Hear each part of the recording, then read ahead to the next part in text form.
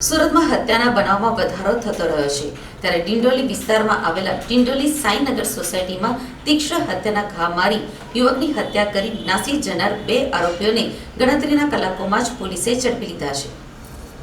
રાત્રિના 10 વાગ્યાના અરસામાં Dindoli Sainagar society plot number 141 Brijesh Masala and Kirana સ્ટોર્સની સામે અંશ ઉર્ફે ગૌરવ આનંદભાઈ શિરસાટ જોરથી ગાળો બોલતો હતો।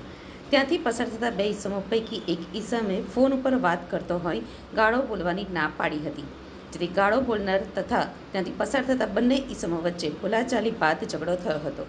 બંને ઈસમોએ સાથે મળીને અંશને છાતીના ભાગે તીક્ષ્ણ હત્યાના ઘા મારી હત્યા કરી નાસી ગયા હતા। આરોપીઓ અને મૃતક વચ્ચે સામાન્ય બાબતની બોલાચાલીની અંગત અદાવતમાં હત્યા કરવામાં આવી હતી। ડીસીપી ભગીરથ ગઢવીએ કહ્યું કે મૃતકનું નામ અંશ ઉર્ફે ગૌરવ શિરસાટ છે, જેને કૈલાશ સાથે ઝઘડો થયો હતો।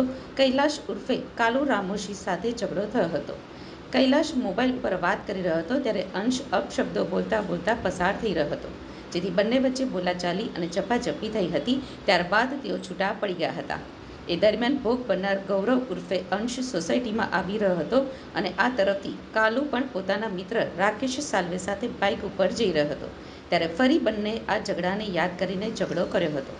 એ દરમિયાન કાલુએ ગૌરવ ઉર્ફે અંશને હથિયારના ઘા માર્યા હતા।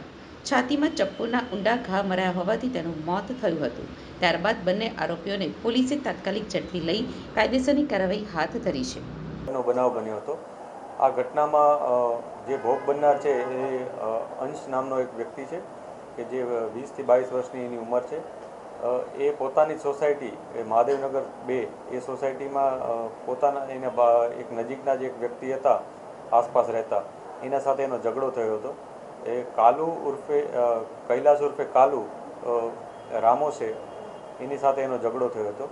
કૈલાશ ઉર્ફે કાલુ પોતાના મોબાઈલ ઉપર વાત કરી રહ્યો હતો ત્યારે આ ભાઈ ત્યાંથી જતો હતો અને એણે ત્યાં અપશબ્દો બોલીને પસાર થઈ રહ્યો હતો, જેથી આ બંને વચ્ચે બોલાચાલી થઈ હતી અને ત્યાં થોડી ઝપાઝપી થઈ હતી અને ત્યારબાદ તેઓ છૂટા પડી ગયા હતા અને પોતપોતાના જગ્યાએ જતા રહ્યા હતા। આ દરમિયાન જે ભોગ બનનાર છે ગૌરવ ઉર્ફે અંશ, એ ભોગ બનનાર પોતાના મિત્ર સાથે એ જ સોસાયટીમાં પરત ફરી રહ્યો હતો વ્હીકલમાં, ત્યારે કાલુ અને એનો મિત્ર રાકેશ ઉર્ફે રાખુ એ બંને પોતાના વ્હીકલમાં સામેથી આવી રહ્યા હતા।